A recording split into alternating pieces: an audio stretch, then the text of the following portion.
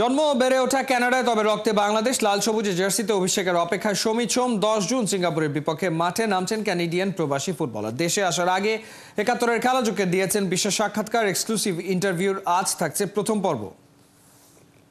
সমিত সোম coming home. বাংলাদেশের ফুটবলে আরও এক নক্ষত্র যুক্ত হতে চলেছেন হামজা চৌধুরীর পর, এবং এশিয়ান কাপের বাছাই পর্বের ম্যাচে 10ই জুন ঘরের মাটিতে সিঙ্গাপুরের বিপক্ষে বাংলাদেশের লাল সবুজ জার্সিতে। উই আর ভেরি লাকি যে ঠিক এই মুহূর্তে আমরা আমাদের সাথে পেয়েছি সমিত সোমকে। Will talk about football. Samit, কতটা এক্সাইটেড আপনি বাংলাদেশের জার্সিতে মাঠে নামতে চলেছেন সিঙ্গাপুরের বিপক্ষে? মানে এক্সাইটমেন্ট সম্পর্কে একটুখানি শুনি আপনার কাছ থেকে। এক্সাইটেড আছি। অনেক অনেক এক্সাইটমেন্ট হচ্ছে এই খেলার থেকে, বাংলাদেশ ফ্যানদের থেকে, মিডিয়ার থেকে, সবকিছু থেকে। আর ওইটা ইভেন ক্যানাডাতে বুঝতে পারতেছি, দেখতে পাচ্ছি ইভেন যে বাংলাদেশি যে ক্যালগারিতে আছে, ক্যানাডাতে আছে। সো এটার জন্য আমি এক্সাইটেড এই টিমকে জয়েন করতে, আর হোপফুলি সাকসেস করতে এদের সাথে। আমি ডিসিশনের ব্যাপারে জানতে চাই, মানে ঠিক কোন মুহূর্তে আপনি সিদ্ধান্ত নিয়ে ফেললেন যে আপনি আসলে বাংলাদেশকে রিপ্রেজেন্ট করবেন? আমি অনেক চিন্তা করছি আসলে আগের থেকে, যে এই অপরচুনিটি যদি নিব না। সমস্যা হলো কি, এটা তো ক্যানাডা থেকে অনেক দূরে, ওটার জন্য আমার একটু সময় লাগছে চিন্তা করতে। তারপর আমাদের তো ইন্টারন্যাশনাল ব্রেক নাই এরকম ক্লাব লেভেলে। বাট দেখছি যে বাংলাদেশের লেভেলটা ইমপ্রুভ করছে। আমি তো প্রবাবলি লাস্ট এক দুই বছর একটু সিরিয়াসলি ভাবে ফলো করছিলাম, আর দেখছি যে সবকিছু ভালো হচ্ছে, on the field, of the field.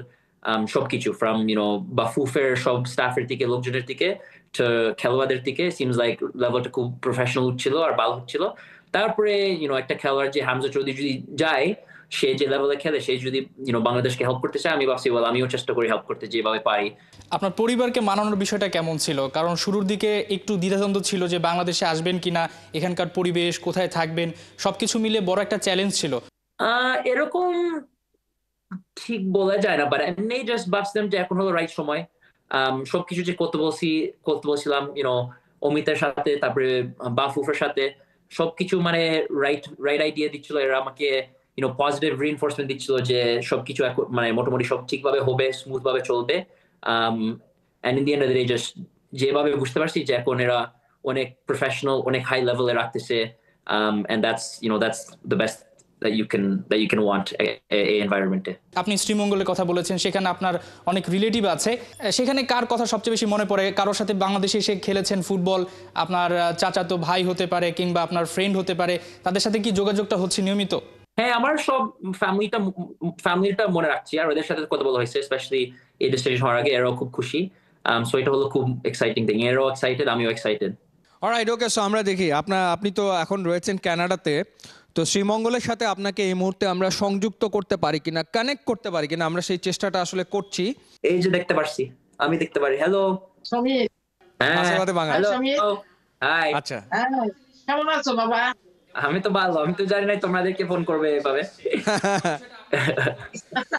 এটাই তো তোমার জন্য সারপ্রাইজ। ওরে বাপ রে বাপ। আমরা বুঝছো?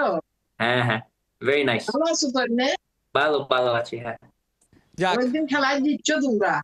ইয়া কতদিন খেলাটা হলো? ইয়া ভেরি নাইস সারপ্রাইজ এটা হয়েছে। সমিত, কি খেতে চান বাংলাদেশে এসে? শ্রীমঙ্গলে গিয়ে কি খেতে চান? জানি না কি খেতে পারবো, ডায়েট তো থাকতে হবে একটু খেলার জন্য। বাংলাদেশের পথে কবে রওনা হচ্ছেন? আপনার জন্য সবাই অধীর অপেক্ষায় আছে।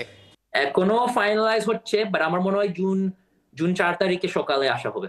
আমাদের তো অনেক পরিকল্পনা ছিল, কিন্তু এখন তো তার টাইট শিডিউল। যার লাগে আমরা যেমন মন খারাপ, ঠিক আমরা শ্রীমঙ্গলবাসীরও মন খারাপ।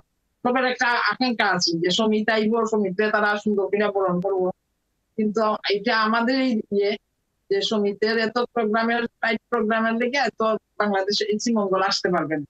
তারপরেও মানুষ উদ্গ্রীব, তারা স্টেডিয়ামে গিয়ে তারা দেখতো। এখন টিকিট নাই। কি খাওয়াবেন সমিতকে? খাওয়াবেন কি? সমিত যখন বাড়িতে আসবে, শ্রীমঙ্গলে পৌঁছবে, তখন সমিতকে কি খাওয়াবেন? মুরগি আর ভাত। তো মাছে ভাতে বাঙালি, মাছে ভাতে বাঙালি মাছ খায় না, কিন্তু রুই মাছ, ইলিশ মাছ পছন্দ করে। এবং সে বাংলাদেশের টানেই কিন্তু সে কানাডা ছেড়ে বাংলাদেশে আসছে। এই বিষয়টা আপনাদের কেমন লাগছে?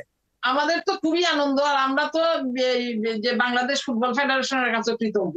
তারা যে আমরা সমিতির আইনা বাংলাদেশের খেলার, এই যে আমরা অনেক বিশাল ব্যাপার। এই জন্য আমরা যত টিভি, সাংবাদিক, তারপরে বাংলাদেশ ফুটবল ফেডারেশন সহ যত ইয়েরা আছেন, সবাইকে আমরা ধন্যবাদ জানাচ্ছি। না, আমরাও আপনাদেরকে ধন্যবাদ জানাই। আমরা আপনাদেরকে ধন্যবাদ জানাই যে আপনারা সমিতকে সেইভাবে উৎসাহিত করেছেন বাংলাদেশের জার্সিতে খেলার জন্য। আপনারা যেভাবে তাকে উৎসাহ দিয়েছেন সেটা নিশ্চয়ই তাকে সিদ্ধান্ত নিতে অনুপ্রেরণা জুগিয়েছে। সেই কারণে আমরা আপনাদের প্রত্যেকের কাছে ভীষণ রকমভাবে কৃতজ্ঞ। আমরা কৃতজ্ঞ।